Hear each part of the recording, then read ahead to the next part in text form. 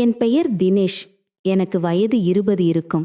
நான் ஒரு middle class குடும்பத்தை சேர்ந்த சாதாரண இளைஞன். எங்கள் வீட்டில் அப்பா, அம்மா மற்றும் எனக்கு 2 அக்காக்களும் ஒரு தங்கையும் உள்ளனர்.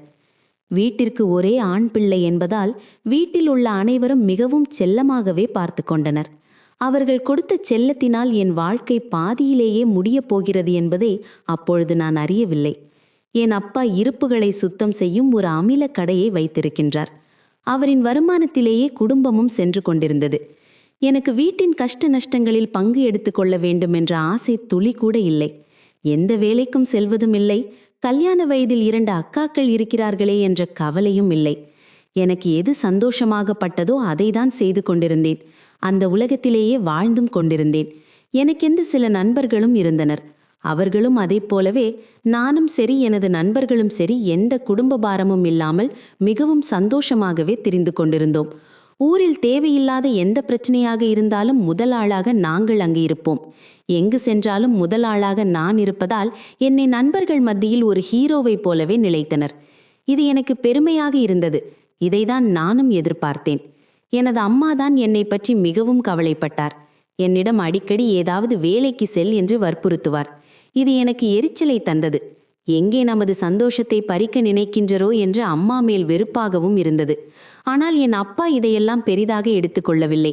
என் அம்மா என்னை பற்றி அப்பாவிடம் கூறினால் கூட, என் அப்பா, அவனுக்கு இப்பொழுதுதான் வாலிப வயது, காலங்கள் கடந்தால் அவனே திருந்தி நல்ல நிலைமைக்கு வந்து விடுவான் என்று அம்மாவிடம் கூறுவார். சில நாட்களில் எனது முதல் அக்காவிற்கு திருமணம் நிச்சயிக்கப்பட்டு திருமண நாளும் வந்தது. திருமணத்திலும் வேலைகள் ஏதும் பார்க்காமல் நானும் எனது நண்பர்களும் திருமணத்திற்கு வந்த பெண்களை கேலியும் கிண்டலும் செய்வதிலேயே நேரத்தை கழித்தோம். அம்மாதான் திருமணத்தில் அப்பா தனியாக கஷ்டப்படுகிறார், அவருடன் சேர்த்து ஏதாவது வேலைகளை பார்க்கலாமே என்று கூறினார். இது எனக்கு எரிச்சலை தந்தது. அக்காவின் திருமணமும் நல்லபடியாக நடந்து முடிந்தது. ஆனால் அப்பாதான் பாவம், திருமண செலவுகள் அதிகமானதால் சற்று கடனாளியாகவும் ஆனார். இது எனக்கு ஓரளவு புரிந்தது. ஆனாலும் அப்பா எதையும் சமாளித்துக் கொள்வார் என்ற மனநிலையில் நான் அப்பொழுது இருந்தேன். 6 மாதம் கழிந்து மீண்டும் 2வது அக்காவின் திருமணத்திற்கான ஏற்பாடுகள் நடைபெற்றன. அப்பா மீண்டும் கடனை வாங்கி திருமண ஏற்பாடுகளை செய்தார். அந்த திருமணத்திலும் நண்பர்களுடன் சேர்ந்து கேலியும் கிண்டலுமாக இருந்தேன். இப்பொழுது எனக்கு ஒரு தங்கை மட்டுமே வீட்டில் இருந்தாள். அவளும் 12ஆம் வகுப்பு படித்து கொண்டிருந்தாள். எப்பொழுதும் போல அப்பாதான் சிரமப்பட்டு குடும்பத்தை நடத்தி கொண்டிருந்தார். ஆனாலும் என் நடவடிக்கைகளில் எந்த மாற்றமும் ஏற்படவில்லை. எப்பொழுதும் போல எனது உலகத்தில் நான் சந்தோஷமாகவே இருந்தேன். அம்மாவும் ஒரு கட்டத்திற்கு மேல் எனக்கு அறிவுரை கூறுவதையே நிறுத்திவிட்டார். எங்கள் ஊரில் ஒரு கல்லூரியும் இருந்தது. கல்லூரியோடு சேர்த்து பெண்களின் விடுதியும், அருகிலேயே மருத்துவமனை மற்றும் அனாதை காப்பகமும் இருந்தது. இது அனைத்தும் ஒரு தனியார் தொண்டு நிறுவனத்திற்கு சொந்தமானவை.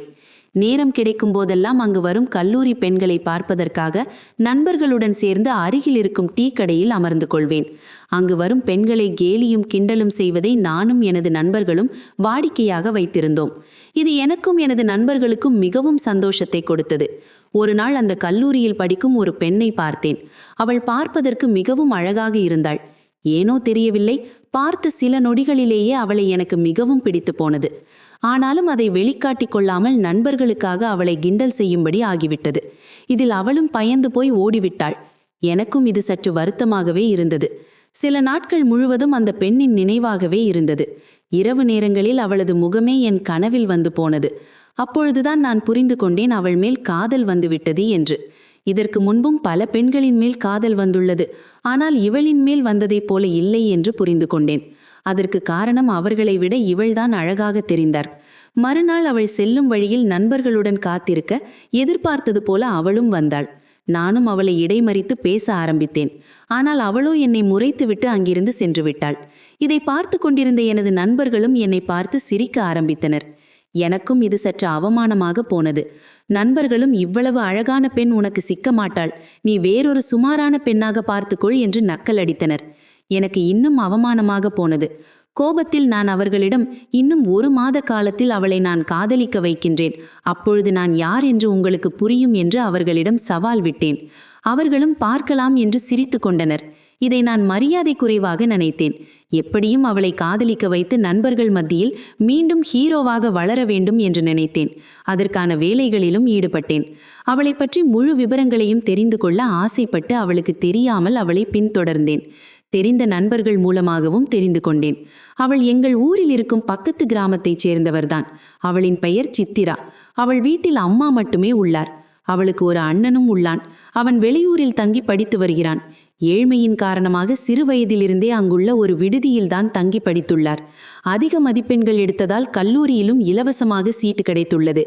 மருத்துவராக வேண்டும் என்ற கனவோடு படித்து கொண்டே இருக்கின்றாள் என்பதையும் தெரிந்து கொண்டேன்.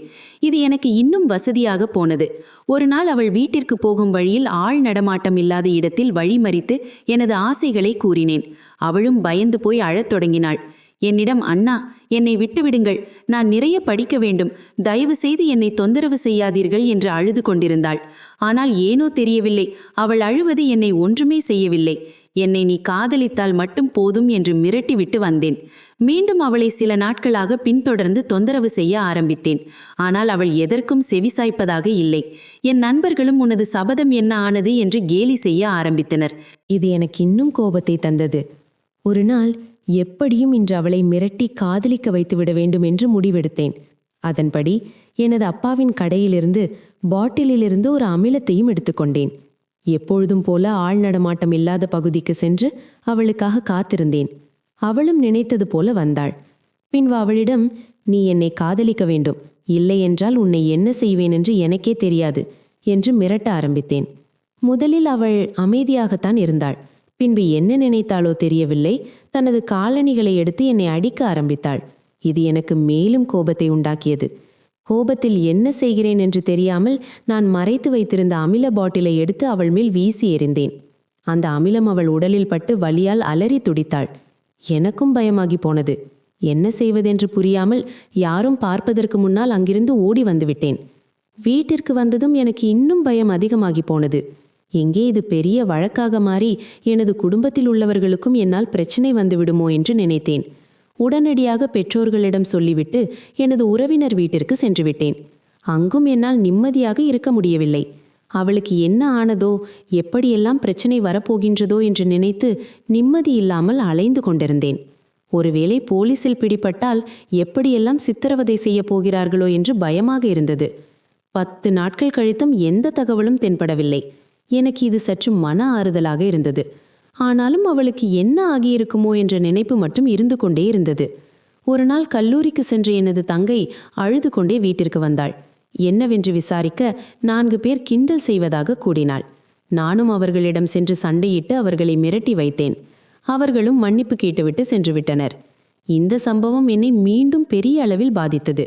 என் தங்கைக்கு நடக்கும்போது பதறி துடிக்கும் நான் சித்ராவிடமும் இதே போலத்தானே நடந்து கொண்டேன் என்று என்னை நானே நினைத்து வெட்கப்பட்டேன். பின்பு தங்கையை கல்லூரியில் விடுவதும் அழைத்து வருவதும் என்று எப்பொழுதும் அவளுக்கு பாதுகாப்பாகவே இருந்தேன். இங்கே நான் சித்ராவிற்கு செய்தது போல எனது தங்கைக்கும் யாரும் செய்துவிடக்கூடாது என்று கவனமாக இருந்தேன். போக போக சித்ராவின் நினைவு என் மனதிலிருந்து கொஞ்சம் கொஞ்சமாக அழிந்து கொண்டிருந்தது. வீட்டிலும் எனக்கு திருமண வயதை அடைந்ததால் எனக்கு திருமணம் செய்ய பெண் பார்க்க தொடங்கினர். ஒரு தரகர் மூலமாக எனக்கு பெண்ணையும் பார்த்து முடித்தனர். பெண்ணின் புகைப்படத்தை என்னிடம் காண்பித்தனர். அவளும் பார்ப்பதற்கு அழகாக இருந்தாள்.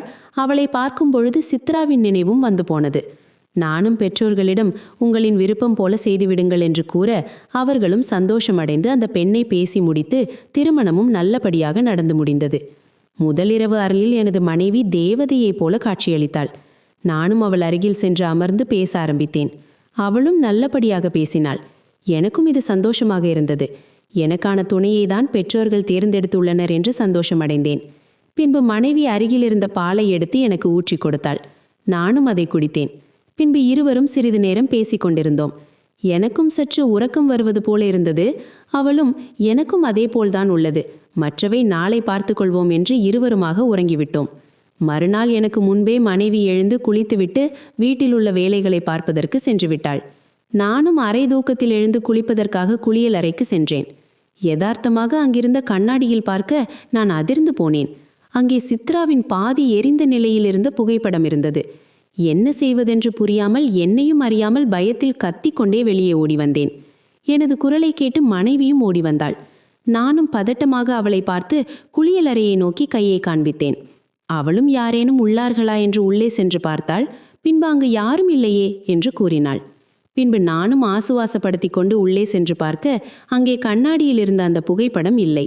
எனக்கு குழப்பமாகவும் பயமாகவும் போனது. இப்பொழுதுதானே பார்த்தேன் எப்படி அந்த புகைப்படம் காணாமல் போனது என்பதை பற்றி அன்று முழுவதும் யோசித்து கொண்டே இருந்தேன். ஒருவேளை அவளை நினைத்து கொண்டிருந்ததால் இதை போல வந்திருக்கலாம் என்று நினைத்தேன். இதன் காரணமாக மறுநாளும் என்னால் மனைவியோடு சந்தோஷமாக இருக்க முடியவில்லை. இதை பற்றியே யோசித்துக் கொண்டிருந்தேன். மனைவியும் எதுவாக இருந்தாலும் என்னிடம் சொல்லுங்கள் என்று கூறிக்கொண்டே இருந்தாள். எனக்கு இது மேலும் எரிச்சல் அடைய வைத்தது. நானும் ஒன்றும் கூற முடியாமல் சற்று கோபத்துடன் படுத்துவிட்டேன். சிறிது நேரத்திலேயே உறங்கியும் விட்டேன். பிறகு நள்ளிரவில் நேரத்தில் எனது காதில் யாரோ அழுவது போல உணர்ந்தேன். நன்றாக கவனிக்கும் பொழுது அது சித்ராவின் குரல்தான். பிறகு எழுந்து பார்க்க அறை முழுவதும் இருட்டாக இருந்தது. பயத்தில் எழுந்து உட்கார்ந்து கத்த ஆரம்பித்தேன். எனது அலறல் சத்தத்தை கேட்டு என் மனைவியும் பக்கத்து அறையில் இருந்த அப்பாவும் அம்மாவும் ஓடி வந்துவிட்டனர். பின்பு என்னிடமும் என்னவென்று விசாரிக்க நான் ஒன்றுமில்லை, சிறிதாக கெட்ட கனவு என்று சமாளித்தேன். பிறகு அம்மாதான் சாமியின் அறையிலிருந்து திருநீரை எடுத்து வந்து எனக்கு பூசிவிட்டார். சில நாட்களிலேயே சித்ராவின் நினைவும் அதிகமாக வரத் தொடங்கியது. எங்கு பார்த்தாலும் அவள் பெயர் எழுதியிருப்பதைப் போல தோன்றியது. ஒரு கட்டத்தில் முகம் பார்க்கும் கண்ணாடியிலும் நான் உன்னை பழிவாங்காமல் விடமாட்டேன் என்று கூட எழுதியிருந்தது. இது அனைத்தும் எனது கண்களுக்கு மட்டுமே தெரிவது போல இருந்தது.